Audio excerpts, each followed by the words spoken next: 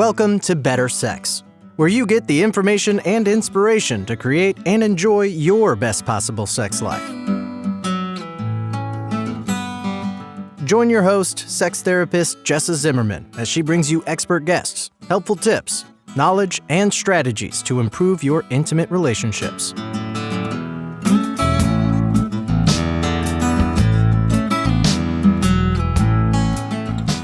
And now, your host, Jessa Zimmerman.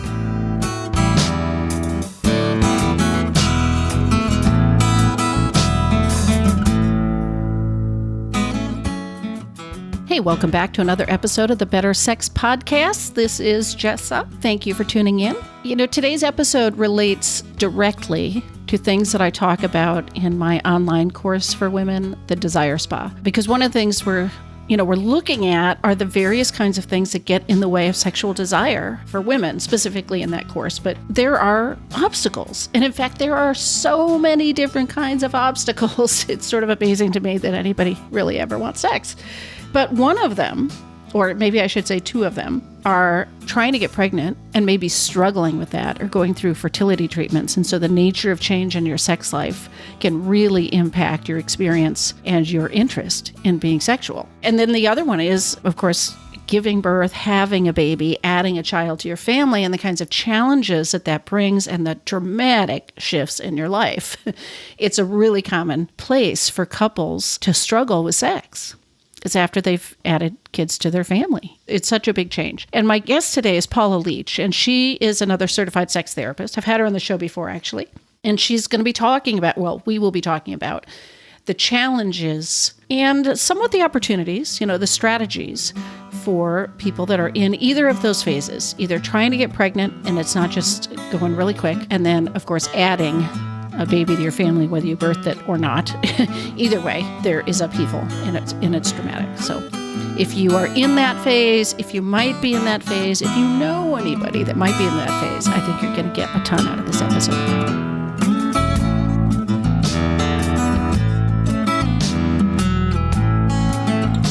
And before we start the show today, it is sponsored by Intimacy with Ease. It's a method to help otherwise happy couples achieve a sex life that is easy and fun for both of them, so that you can actually just enjoy your sex life with zero stress. For more information, if you want to watch a brief little training video that's available, all of that, go to intimacywithease.com. So, Paula, thank you so much for being back with me on the show. Thank you for having me. I'm excited to chat again. I am too. And I wanted, if you don't mind, you said you were willing to get a little personal. So we're going to be talking about, the sexual, implications, I guess, or sexual pleasure or fulfillment implications of trying to get pregnant and then having a baby, and what makes you interested in this topic. So what makes me interested in this topic is that coming into my own personal journey and trying to conceive and then birthing humans, I had no clue what to expect. And, and I've always been such a control freaky kind of a person that I was like, well, I've got this. And especially the trying to conceive journey, but all along the way, you are like directly confronting your relationship to control, and you don't have a lot. I'm sorry, I laugh. That's so poignant. I mean, it's so true. It's so true. It really puts you in touch with how insanely mysterious all of this is and how insanely miraculous all of it is. And that can be absolutely crazy making and hard and brutally painful, and also incredibly magical and amazing and wonderful all in the same thing. And I lost my ding dong marbles through the process. So because I was like, I'm doing everything right. I should, and I'm like, you're right. A plus B equals C, right? Yes. And like, we're still doing it. Like, isn't there an app for this or something? Like, can't I press a button, So it broke me open. Like, it really and truly broke me open, this whole process and still. And so it really opened my eyes. And being a sex therapist, I was like, oh my gosh, this is just an area that is underexplored. Yeah. And how old are your kids, if you don't mind me asking? How recent is this for you? So my oldest is 4 and my youngest is 2. Okay. So my oldest is 27 and my youngest is 20. So my memories of this are a little bit more distant, but I can still go back to those times, especially postpartum, and think about the ramifications of that on my intimate connection with my husband. So, oh my gosh, a million ramifications on, like there's a trillion ways that your life changes and your sexuality is profoundly impacted by this. So it makes sense that it would still be something you can kind of go back to, because for a lot of couples, I feel like it's also kind of represents this major turning point for a million reasons, but like sexually, it can represent the first time they've ever had to really confront, wow, there are big changes happening in our sex life. Like the first time they're having to really engage in this conversation in a larger way. And that's really hard. And that's also a really great opportunity because we're going to have to do this in an ongoing way as our sexuality continues to change as we get older. Right. It's not the last thing we're going to have to adapt to. Exactly. Right? But it is a big one. It is a big one. I'm wondering if you want to talk about this. Two different things come to mind. We could either talk about the trying to get pregnant part of this and then the postpartum part, or after you've had a child to the family. Or I suppose we could split it down more like the challenges and then the benefits or the upsides or the gifts. Do you have a preference? Either one is fine with me. Either direction sounds great. Okay, well, let's do quadrants. Okay, quadrants are good. So let's talk about specifically people that are trying to get pregnant. Yeah. And I suppose maybe it matters how difficult that is for people and what kind of journey that they're really on. But what are some of the challenges for people in terms of their relationship and their sex life specifically? Sure. So as most of us know, people are starting this process later in life. I'm 37, I think. I don't know what day it is. I know you're getting to the point. I think I'm 37. I might be 38. Who knows?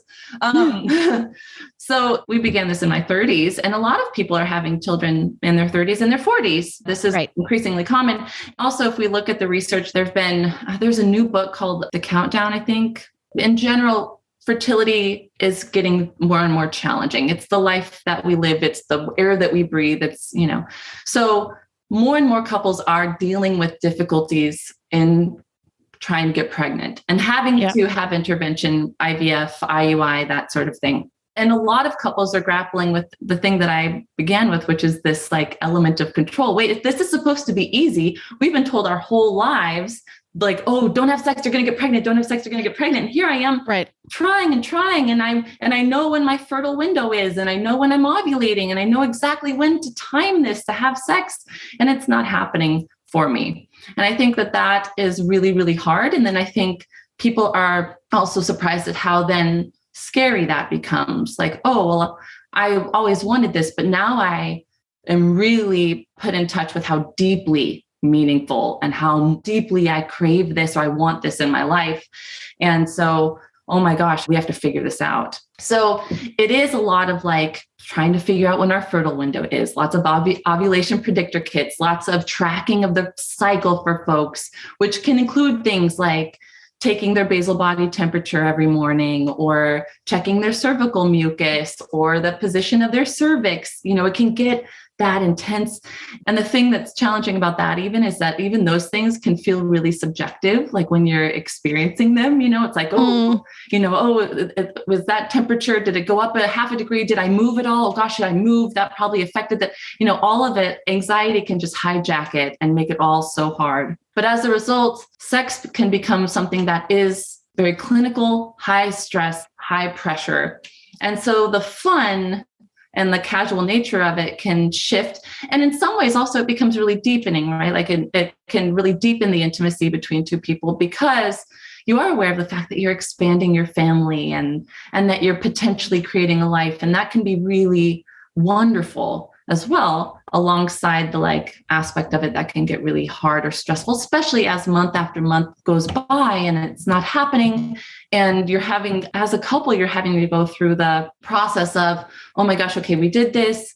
Are you feeling any differently? Oh my gosh, that felt a little weird. Maybe that's it. Maybe this is it this time. But you can't help but for that to happen.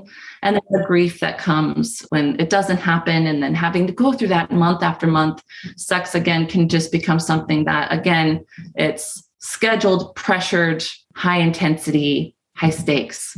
What are some of the ways, I'm thinking of some things clients have said to me, but people can report that there's like a hangover from this, or there are after effects of this long after they maybe have gotten pregnant or had a baby, or, there can be changes in the way people are interacting in sex or experiencing their sex life, ongoing, right? Like what are the kinds of things people say or experience where this is still, it's created some sort of difference now that they're living with? Well, I think a big part of it is that I say that for both partners, but I want to say specifically for the person with the female anatomy, reproductive anatomy, who's trying to get pregnant, right?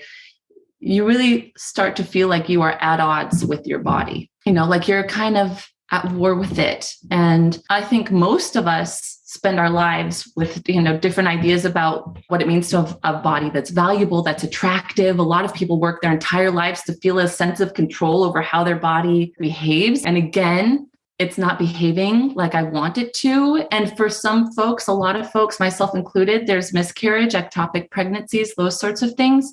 And it can be really hard to be in your own skin on the back of those experiences. And it can be really hard to be in your body in an ongoing way on the back of those experiences, unless we are being really intentional about going to therapy or addressing that, moving these feelings through. The body holds a tremendous amount of grief.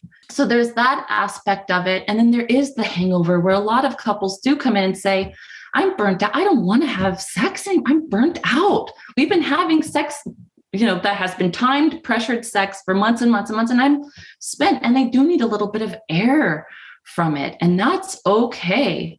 I need a little bit of a reset. And we also, like, for some couples, it is a matter of also sort of needing to feel like I've worked with couples who were like, oh, good, we're doing IVF. We don't have to worry about having sex during the fertile window at that specific. We don't have to worry about having sex to conceive anymore. We can go back to being just about connection or play or fun.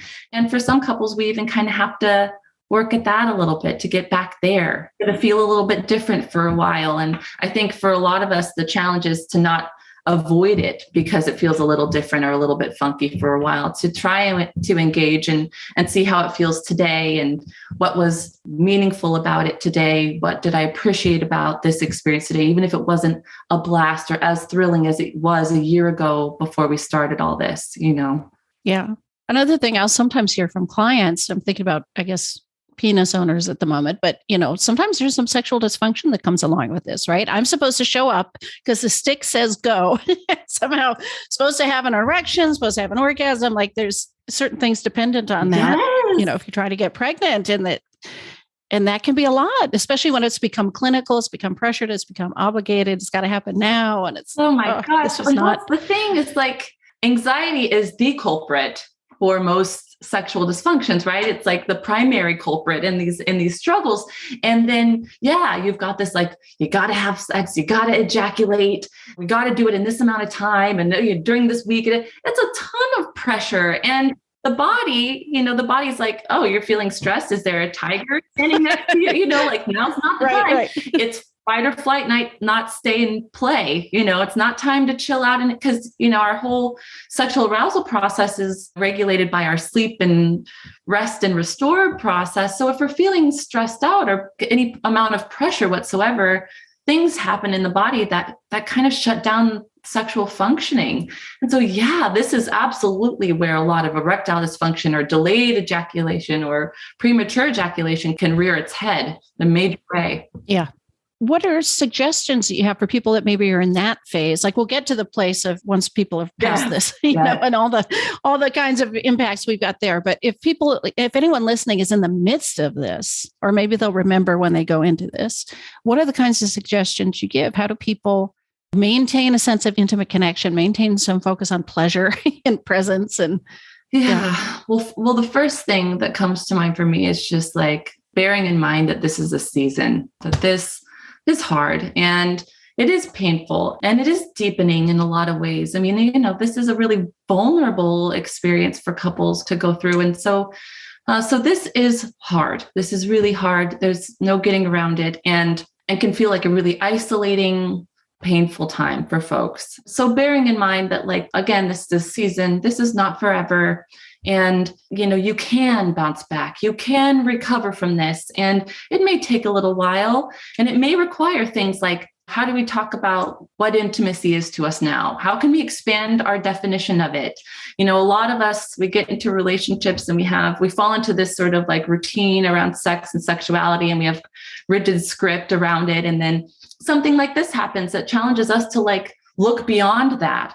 Well, wait, what else was this experience to us, and how else do we feel connected? And what else is meaningful in terms of touch and pleasure for us? If it can't be right now, for me, the way that we are doing it when we're trying to have our baby, like it has to be. And sometimes it also is like, people do all kinds of interesting creative things. Like, okay, we have our fertile window sex, and that is what it is. I'm not in like a super playful space, or I can't get kinky, or I can't do when I'm in that zone and I just want to have sex, I'm going to put my feet up against the wall or do whatever I'm going to do.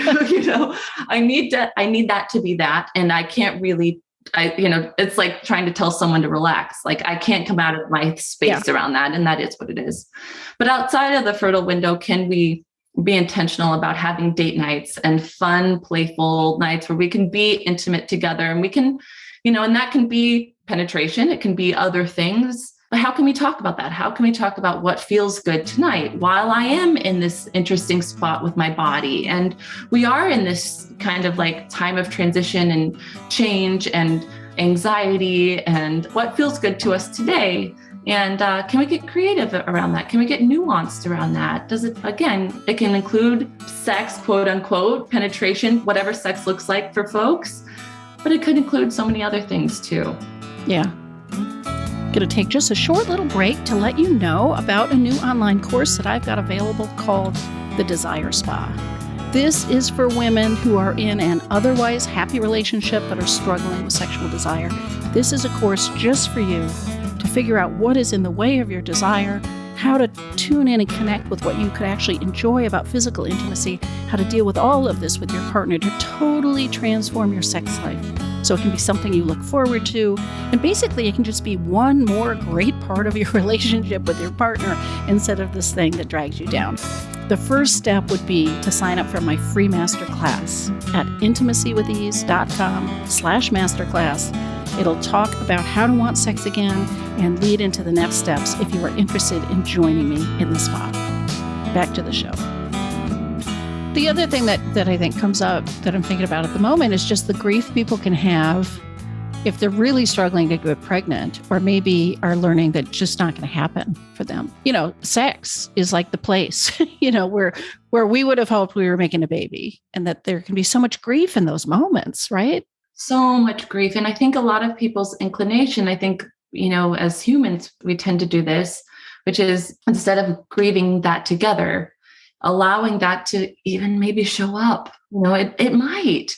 Yeah. It's likely that it will show up, that you'll have emotional moments sexually with your partner because it did represent something for you for a period of time, and it didn't come to fruition, or it didn't come to fruition as you thought it would, or there was trouble and challenge along the way. And so there may be emotion that's part of that process. And I think a lot of people, because, sex is such a vulnerable experience. It's the ultimate vulnerable experience. And I think a lot of people feel really nervous about that, or are afraid that grief might show up there. I might get emotional. And so I'm just going to kind of like hold back from that. Right. Yeah. And that's a really tough thing too. As sex therapists, we're talking about constantly like how to slow people down, when working with sexual dysfunctions, because there's so much anxiety and we move into a different place. And when we slow down, big things come up for us. Yeah. What do I need from my partner if that does happen? How can we be there for one another if that's the case? And then how do we move through that and return to connection? Yeah. We can stay connected through that whole experience, but return to like a comforting, loving kind of connection, so that we're not continuing to create or reinforce challenging associations with sex. Yeah. Anything else you want to talk about in terms of the trying to get pregnant phase?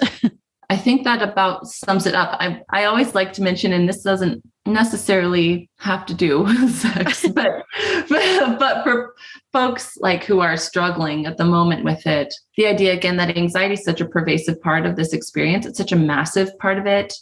We don't know what's going to happen, when it's going to happen, how, all that stuff. And Anxiety is such like a master of disguises. It really is. And it can fool you into believing that it's your intuition telling you something when it's anxiety, when it's fear, when it's, our way of sort of like backing up from something because it is hard. Like, for me personally, I just had this horrible intuition that it just wasn't going to happen for me. I'm not going to get there. It took me, nearly 2 years with my son. And I just was like, I just have this deep intuition that this is not going to show up. And that was anxiety. That was fear, you know? Yeah. And so I just, I encourage people to keep that in mind through the process. All right, let's go on the other side of the door to birth, postpartum time, and I suppose even life with young children. And let's talk about some of the challenges and things that come up for people around sex and connection with their partner. I know, where do we start, right? Oh my gosh. Where do we start? Oh my goodness. Well, so, the thing that I think is so funky about all this is that like, I remember my first appointment, like post birthing a human out of my body, which I will never fully wrap my head around in my whole life that happened. Yeah. That we can do that. Yeah. And, there's the like postpartum questionnaire and it's got like 5 questions on it. And it's like, are you more sad than usual? Are you more anxious than you? And it's like, well, of course. Yeah. Right. Because this is hard. Yeah. Like literally everything has changed. My body has changed.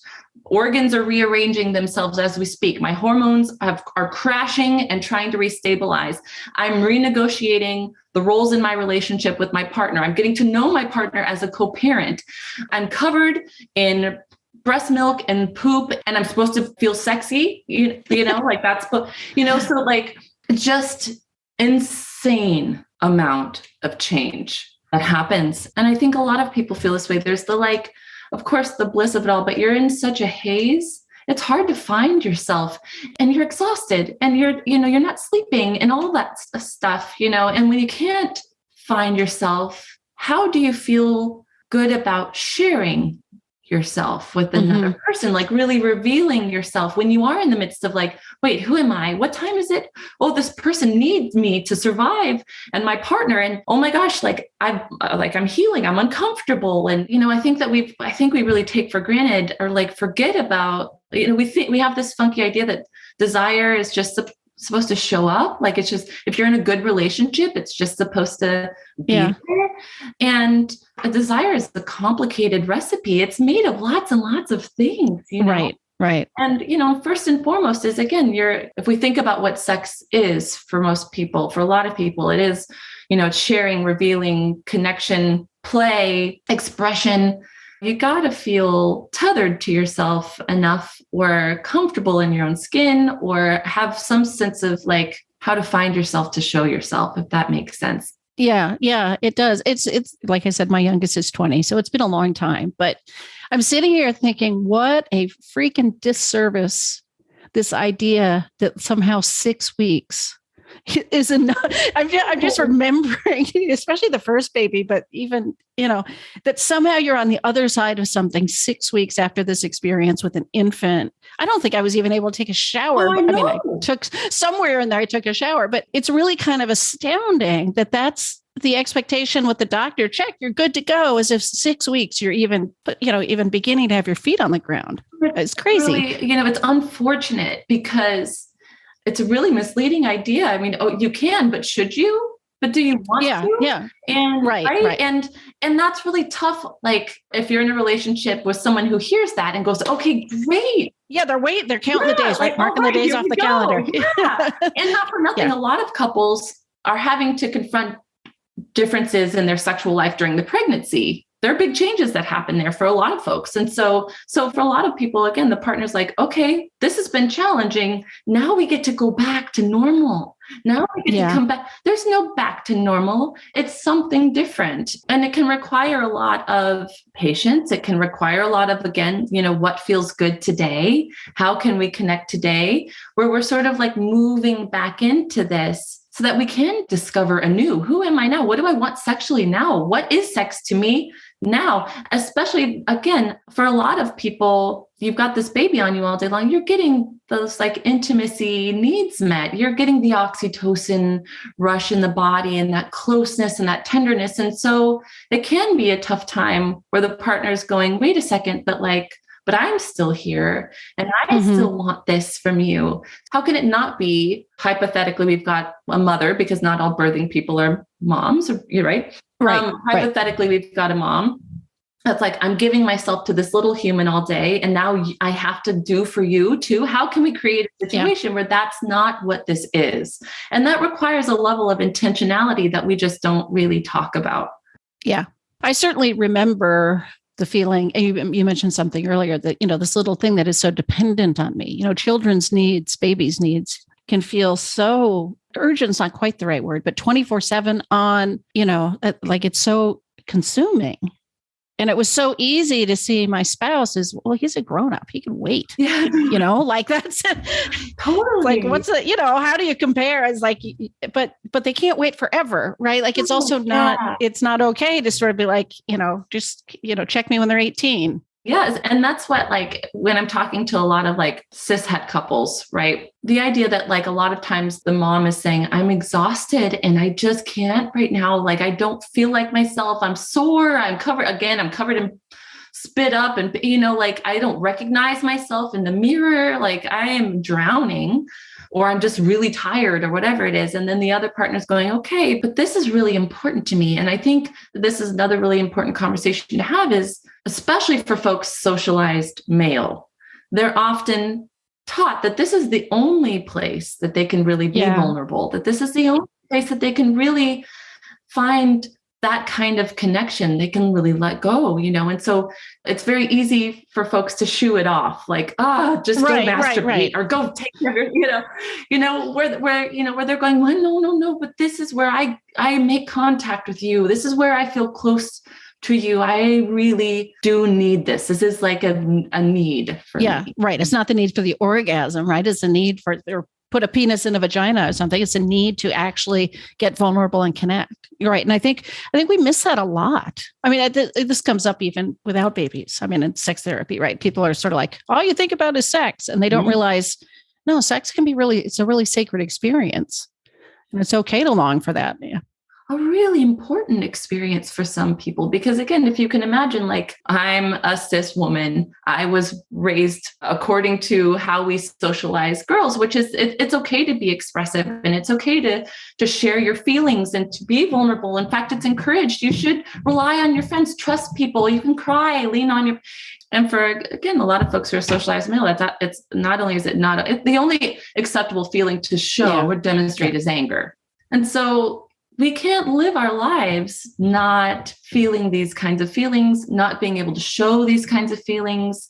And so, sex becomes where all the eggs are. All the eggs are in that basket, which isn't good. We're trying to raise boys differently now because we understand the repercussions of that. It's not good for people, but we have to bear that in mind, that is the experience for a lot of folks. And so, again, it's very easy to go like, well, deal with it. It's a period of time, and believe me, I'm there a lot, that like, oh, come on, let's just get through this period of time. But then it's also kind of like, oh, but wait a second, this is really meaningful over here. And this causes suffering or whatever it is for this person potentially, when it's not part of their life with this person. And then I'm also thinking there can be other kinds of effects after birth.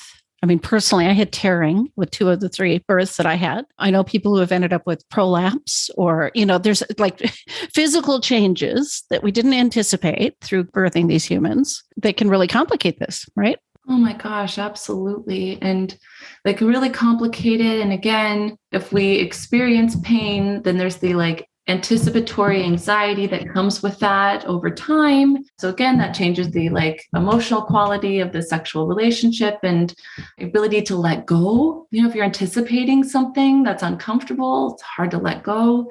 So absolutely. The physical changes are a big part of it too, and something to factor into the equation in terms of, again, what feels good today, what feels good in terms of touch today. understanding that healing can take a really long time for folks. And we also know that the kind of hormonal cocktail that shows up postpartum, that special hormonal cocktail, the house special, right? The house special, it is intricately sort of designed to encourage person who birthed baby bonding at the expense of, we don't need any more babies. Thank you. This evolution, right? Thank you. We're busy right now. Right? Yeah. We're busy right now. No, and so that hormonal cocktail, and in addition to what we were talking about earlier with oxytocin and cuddling and that very real experience, but also all of that going on, it down regulates desire in a very real way. The hormone that is produced when we're breastfeeding, prolactin, it diminishes estrogen in the body. Estrogen is critical for, right? So we also know that biology has an agenda. Yes. And it's to, encourage survival of baby into toddlerhood without bringing lots more babies on board and, the whole thing. So there's the biological reality of a lot of people don't have where'd my desire go? It is gone for the first year plus. This is another misleading thing is your desire is likely to be relatively, elusive for the first 6 months. And the people are really discouraged when it's month 8, 9, 10, 11. They're going, I still can't find it. What happened? Yeah. And we're talking about, what happened is everything happened. Your world flipped upside down, and all of that has an impact on your desire and your intimacy and all of that. But also your body is still sort of in this place, in this survival evolutionary place. And it can take everyone a different amount of time to. Right. There's no right amount of time. There's no right amount of time. It can take 6 months. It can take a year. It can take a bit more than that. It doesn't mean that we can't align as lovers. It doesn't mean that we can't understand that that's going on and say, okay, that's going on. This feeling's not as present for me right now. But what can we do to connect in the midst of this while we get through this season? We can still strategize with that in mind, Yeah. You've shared a lot of tips throughout this whole conversation, but how would you sort of sum up, I don't know, the bullet points for a couple that's, let's say they've had a baby in the last year or two, maybe as recent as last week. But what are sort of the basic tips you give for people to find their way to each other, to keep some priority on this in their relationship, and then moving forward to sort of bring that back into their relationship? Well, a couple things. First off, I think that I encourage people to give themselves a lot of credit, first and foremost, again, literally everything has changed. Literally everything. This was something that cultures from around the world throughout time have celebrated as a rite of passage, as a spiritual journey. And we treat it like it's nothing, it's just another day. And so I want people to bear in mind that they are navigating the most profound amount of changes in such a small amount of time. And change is incredibly destabilizing for us. And they're doing it. And they are trying to find each other, and they're making sense of it. They are sort of, creating this family and keeping the ship afloat, even if it's really hard. And even if some days they're falling flat on their face. And I just want people to give themselves a lot of grace. But in terms of our sexual connection, I think the bullet points from our talk today are: one, if you don't want to sit down with a sex therapist, which I think everybody on the planet should be sitting down with a sex therapist. Because we're a little biased, but I'm a little biased. But me too. Right? But none of us got any kind of proper sex education. All of us have learned really bizarre things and shaming things around sex and sexuality. So this is a shame space for a lot of people. We don't know how to talk about it. So sex therapy is great, but if that's not something that we're feeling up to at the moment, or we don't have time for, which is very real, I do encourage folks to sit down with their partner and talk about, what is intimacy to us? What is pleasure to us? How can we stay connected? How can we, again, expand on our definition of what it is outside of the thing that we were doing before? So that on days if we don't feel up to it, but we still want to be close, we have options. Because I really do think that if every time we come close to one another, the expectation is the whole shebang, then we're not likely to engage at all. So if we feel like we have options, if we can say, hey, what I feel like today would be for us to I just want to hold you and I just want to kiss you for a little while. I'm tired, but I love you and I just want to be close. To be able to say like, okay, great, and meet each other there, I think is awesome for couples. Yeah. Yeah. And we can work back into what our sexual life looks like in the more like adventurous ways from there. It's just a nice starting point for us reconnecting. And again, to sort of like keep into context, this is a season, we will move past it, but trying, again, if there's a lot of like grief, or if there's a lot of, that burnt out feeling, we honor that. We want to honor these feelings, and we want to give ourselves breathing room. And we also want to be cognizant of when I am avoiding, or when I am, you know what I mean? When I'm feeling uncomfortable. And so I just don't want to approach anymore. And like we were talking about earlier with the idea that, oh, I feel like I'm going to be emotional, or I feel like, I feel uncomfortable. I feel a little bit nervous because it's been a while, and then I just don't do it. It just sort of like settles this thing into like an actual thing. Yeah. It becomes the elephant in the room, right? It gets bigger and bigger and bigger.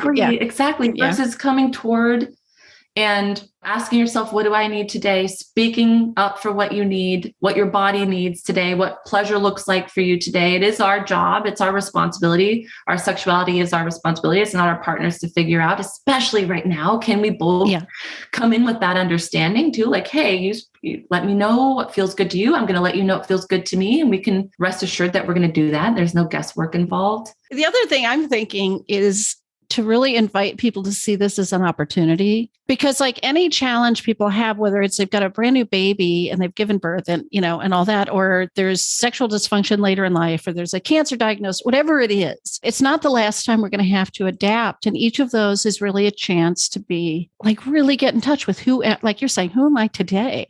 What would I like today? What would be pleasing and connecting today? What can I show up for really authentically? Even if it's very different than what we used to do. And that's such a gift, right? Because it's not the last time we're going to have to reinvent things.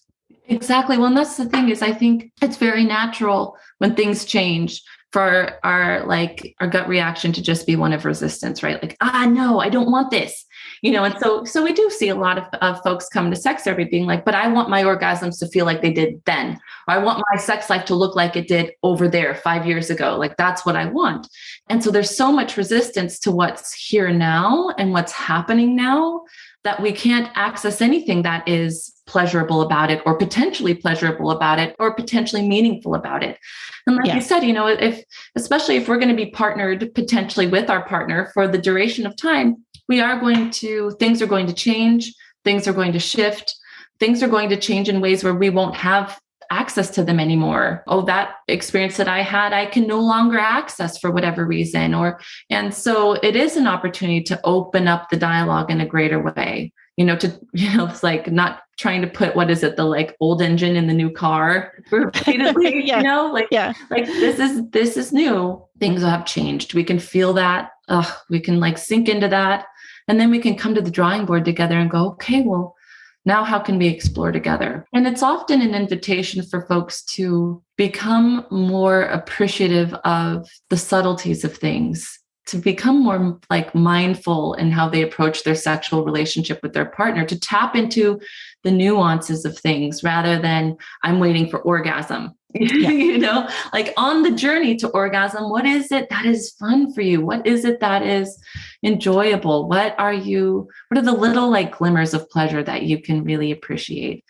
Yeah. And I think it's also important for people to keep in mind that this is also, this transition represents a massive point of merging for couples.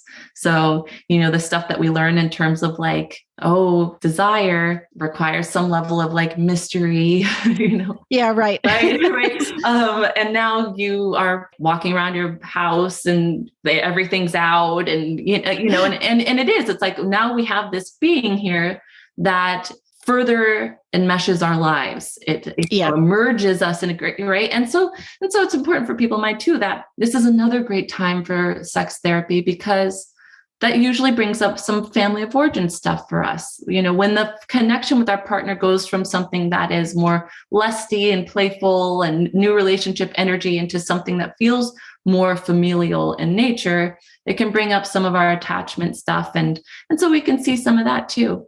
It's just head spinning. It really is. It really is head spinning, the kinds of things that we can see. And that's why I'm saying it's like, it really is an opportunity to explore anew, discover each other with new eyes. Yeah. All right. So tell people where they can find you. If they've listened to this and they want to look you up and either work with you or connect with you somehow, where do they go? So I have a very clunky social media. I'm not good at it, but it's at Paula Leech Therapy. I'm on Facebook and Instagram. People can find me there, and they can find me at paulaleech.com. Okay. Perfect. I'll put those in the show notes too for people. Awesome.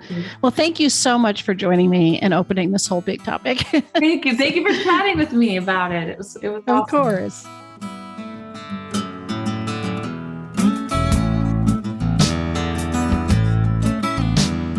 You've been listening to Better Sex. Please visit our website, bettersexpodcast.com, for show notes and additional episodes.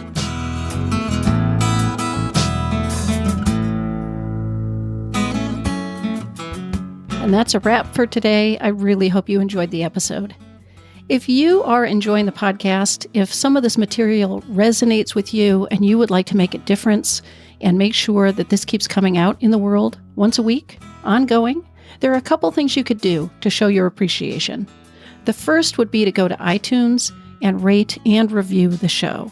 That really helps us be found by new listeners when you review the show on iTunes. You can find a link at bettersexpodcast.com/iTunes. The other thing I want to invite you to consider is becoming a Patreon. For a small monthly pledge, you get some benefits. So for $2 a month, you get advance access to every single episode. For $5 a month, you get a chapter of my upcoming new book. And for $10 a month, I host quarterly get-to-know-you and question-and-answer chats over the web, and you get invited to that. I would love to have your membership in that, become part of the Better Sex family. You can find a link at bettersexpodcast.com/Patreon, which is Patreon. Again, thanks for listening. I'm glad you're here. Feel free to comment, ask questions, get in touch. I'd love to hear from listeners. Thanks.